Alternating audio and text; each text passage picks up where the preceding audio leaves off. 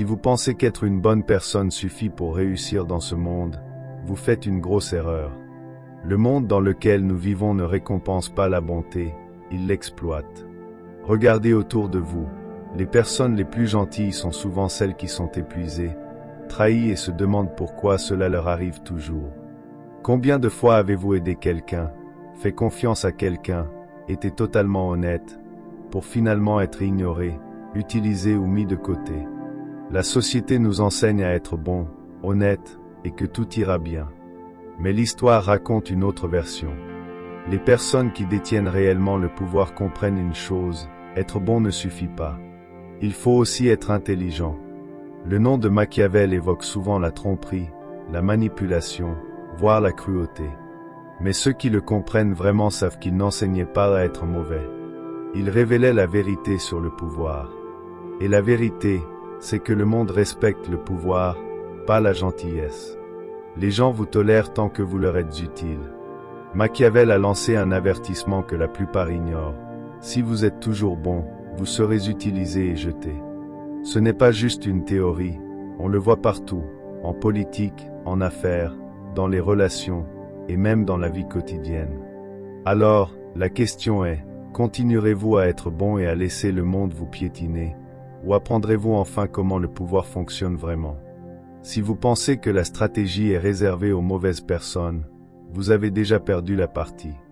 La leçon la plus sombre de Machiavel ne parle pas de cruauté, mais de se protéger contre la naïveté. Commençons. On nous répète sans cesse les mêmes conseils. Soyez gentils, soyez honnêtes, et de bonnes choses vous arriveront. La société dépeint la moralité comme un chemin direct vers le succès, comme un conte de fées où les bons sont récompensés et les méchants punis. Mais la réalité ne fonctionne pas ainsi. Réfléchissez, combien de fois avez-vous vu des personnes au grand cœur être ignorées, exploitées ou trahies? L'employé qui reste tard, travaille dur, ne se plaint jamais, mais n'est jamais promu. L'ami toujours disponible, toujours généreux, toujours indulgent, mais qu'on prend pour acquis. Le partenaire qui aime sans condition, mais qu'on rejette quand sa gentillesse est perçue comme une faiblesse. On nous apprend à associer la gentillesse à la force. Mais dans le monde réel, la gentillesse seule est souvent vue comme une invitation à l'exploitation. Ceux qui sont trop confiants, trop ouverts, trop désireux de plaire deviennent des cibles faciles. Ils donnent plus qu'ils ne reçoivent, espérant de la justice en retour. Mais la justice n'est pas une loi universelle, c'est une construction sociale souvent ignorée quand le pouvoir et l'intérêt personnel entrent en jeu. Cela ne signifie pas que la gentillesse est inutile, mais que la gentillesse sans intelligence est un handicap. C'est exactement ce dont Machiavel mettait en garde. Il ne rejetait pas la moralité, il comprenait simplement qu'elle ne garantit pas le succès. Une bonne personne sans stratégie est un mouton parmi les loups. Machiavel croyait que le vrai pouvoir réside dans l'équilibre. Une personne purement bonne sera détruite par ceux qui sont rusés. Mais une personne cruelle sans raison finira aussi par chuter. La clé est d'être gentil, mais jamais naïf, de comprendre que la bonté doit s'accompagner de vigilance et que la justice ne doit jamais se faire au détriment de votre survie. Le monde ne récompense pas la vertu aveugle, il récompense ceux qui jouent le jeu les yeux grands ouverts. La leçon la plus troublante de Machiavel est aussi la plus importante. Les humains sont égoïstes, inconstants et cruels quand c'est nécessaire. Peu importe à quel point nous voulons croire en la bonté des gens, l'histoire et l'expérience prouvent le contraire. Quand la survie, le pouvoir ou l'intérêt personnel est en jeu, la moralité devient flexible. Regardez la politique. Les leaders promettent le changement, parlent de justice et font appel à nos idéaux. Mais en coulisses, ils concluent des accords impitoyables pour sécuriser leur pouvoir. En affaires, les entreprises se présentent comme éthiques et bienveillantes, mais elles licencient des milliers d'employés ou écrasent les petits concurrents si cela profite à leurs résultats. Même dans les relations personnelles, les gens prétendent valoriser la loyauté et l'honnêteté, jusqu'à ce qu'une opportunité les pousse à trahir. Cela ne veut pas dire que tous les gens sont mauvais, mais que l'instinct de préservation l'emporte souvent sur la vertu. Machiavel comprenait que la moralité n'est pas un principe fixe, c'est une stratégie. Certains suivent des codes moraux parce qu'ils y croient vraiment, tandis que d'autres ne les suivent que lorsque cela les arrange. C'est pourquoi ceux qui se fient uniquement à l'honnêteté, la générosité ou la justice, sans comprendre la nature humaine, se retrouvent souvent à la merci de ceux qui sont plus stratégiques. Il y a une différence cruciale entre la moralité comme croyance personnelle et la moralité comme outil de survie. Ceux qui traitent la moralité comme un principe absolu luttent souvent face aux dures réalités. Mais ceux qui comprennent la moralité comme une partie d'une stratégie plus large, à utiliser avec sagesse, ont plus de chances de prospérer. C'est ce que Machiavel voulait dire en parlant de pouvoir. Il ne demandait pas aux gens d'être mauvais. Il leur conseillait de voir le monde tel qu'il est, non tel qu'il voudrait qu'il soit. Quand vous comprenez la nature humaine, vous cessez d'attendre de la justice de ceux qui profitent de vous exploiter. Vous cessez de présumer que de bonnes intentions suffisent à vous protéger. Et surtout, vous commencez à prendre des décisions basées non pas sur une confiance aveugle, mais sur une compréhension claire de la réalité. Il ne s'agit pas seulement de qui vous êtes, mais de comment les autres vous perçoivent.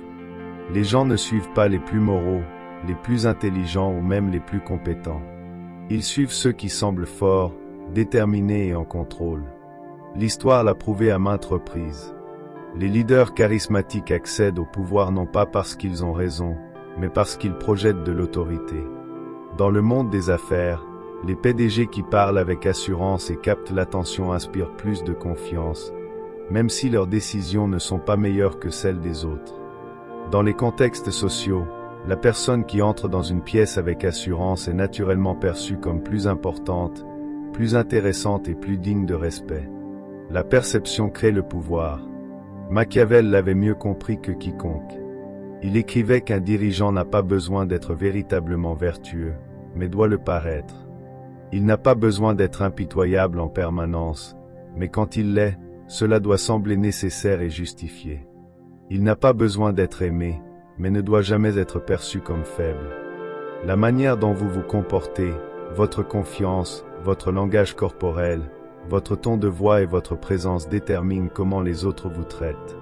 Ceux qui hésitent, doutent d'eux-mêmes ou cherchent constamment la validation sont vite écartés. En revanche, ceux qui agissent avec certitude, même s'ils se trompent, trouvent souvent des gens prêts à les suivre. C'est pourquoi les individus les plus puissants, qu'ils soient politiciens, chefs d'entreprise ou même manipulateurs, contrôlent soigneusement leur image. Ils comprennent que le pouvoir ne vient pas toujours d'avoir les bonnes réponses, mais de faire croire aux autres que c'est le cas. Le monde ne récompense pas la compétence silencieuse. Il récompense ceux qui contrôlent leur perception. Si vous laissez les autres définir la manière dont ils vous voient, vous serez toujours à leur merci.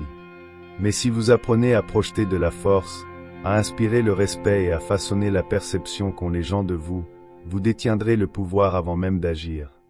L'information est un pouvoir. Ceux qui en révèlent trop se rendent vulnérables.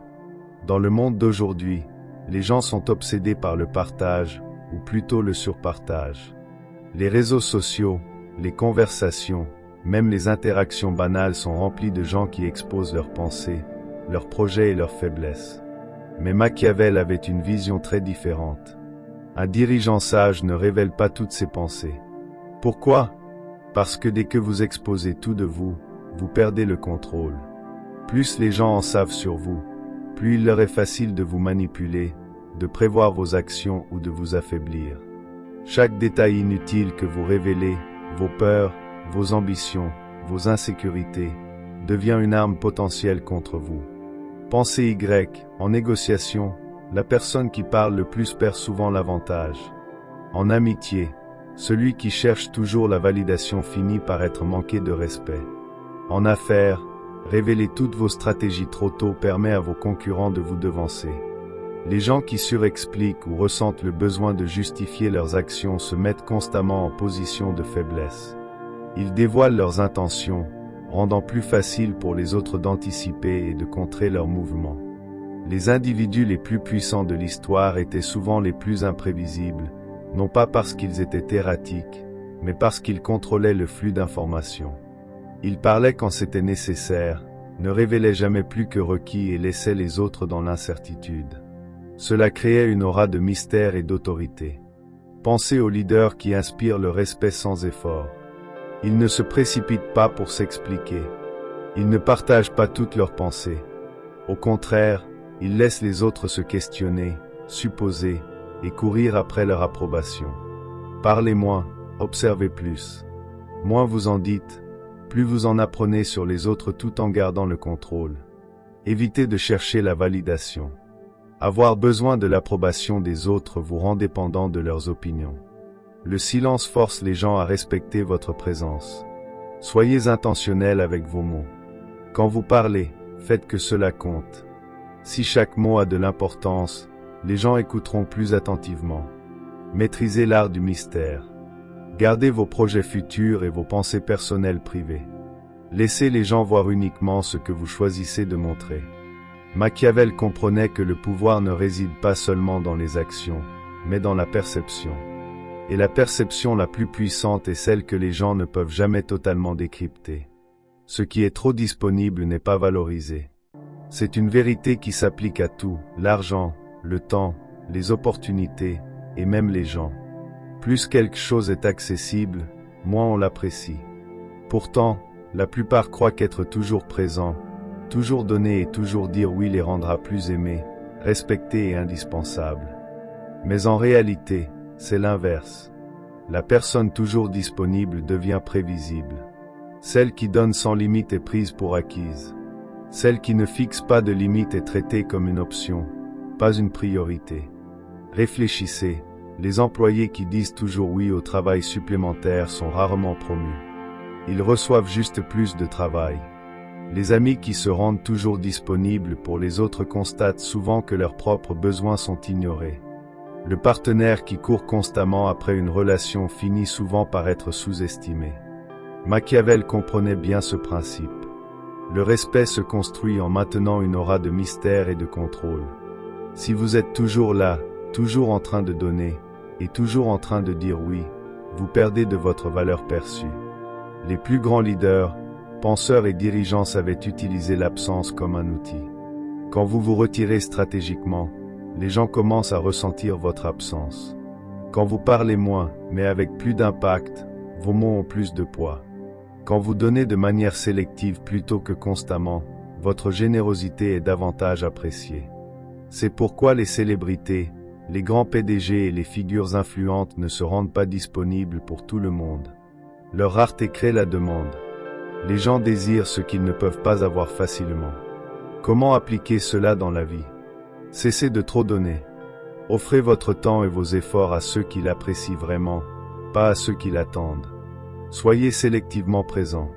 Soyez là quand cela compte, mais ne soyez pas constamment disponible. Faites que les gens se demandent quand ils vous reverront. Maîtrisez l'art de dire non. Dire non augmente la valeur de votre oui. Cela force les gens à respecter votre temps et vos limites. Créez une aura de mystère. Ne révélez pas tout sur vous d'un coup. Laissez les gens mériter le droit d'en savoir plus sur vous. La leçon de Machiavel est claire. La rareté crée le pouvoir, une présence contrôlée renforce l'autorité, et une distance stratégique inspire le respect. Machiavel n'était pas contre la gentillesse, il était contre la faiblesse. Il existe un mythe dangereux dans le monde moderne selon lequel être gentil suffit. Que si vous êtes bon, honnête et généreux, le monde vous récompensera. Mais la réalité prouve le contraire, encore et encore. Les gens profitent de la gentillesse quand elle n'est pas soutenue par la force. Ils exploitent l'honnêteté quand elle n'est pas protégée par la stratégie. Et ils ignorent ceux qui exigent le respect sans rien faire pour l'imposer. Machiavel l'avait compris. Il ne disait pas d'être cruel, il disait d'être fort. Le vrai pouvoir vient de l'équilibre entre la gentillesse et l'intelligence. Pensez aux leaders les plus respectés, aux personnes les plus influentes de l'histoire.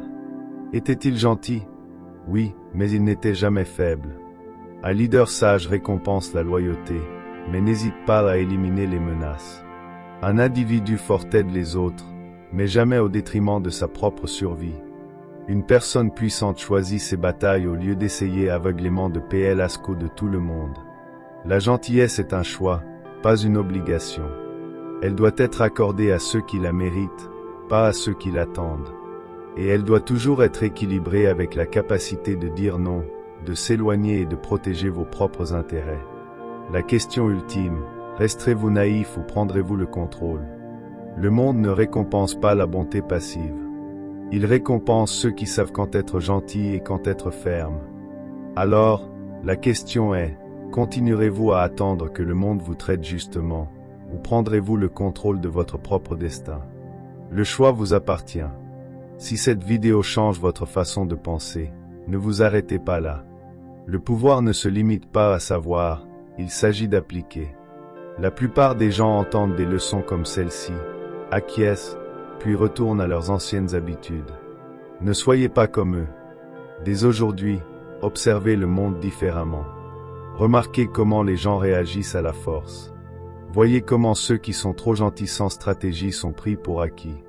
Et surtout, commencez à faire de vrais changements dans votre propre vie. Vous n'avez pas besoin d'être impitoyable, mais vous devez être conscient. Vous n'avez pas besoin d'être cruel, mais vous devez être en contrôle. Si vous voulez du respect, du pouvoir et de l'influence, vous devez apprendre à équilibrer la gentillesse avec l'intelligence. Et si vous êtes prêt à continuer d'apprendre les vérités cachées du pouvoir, de la psychologie et de la nature humaine, alors abonnez-vous maintenant et activez les notifications. Car dans un monde qui récompense les impitoyables et les stratégiques, la connaissance est votre meilleure arme.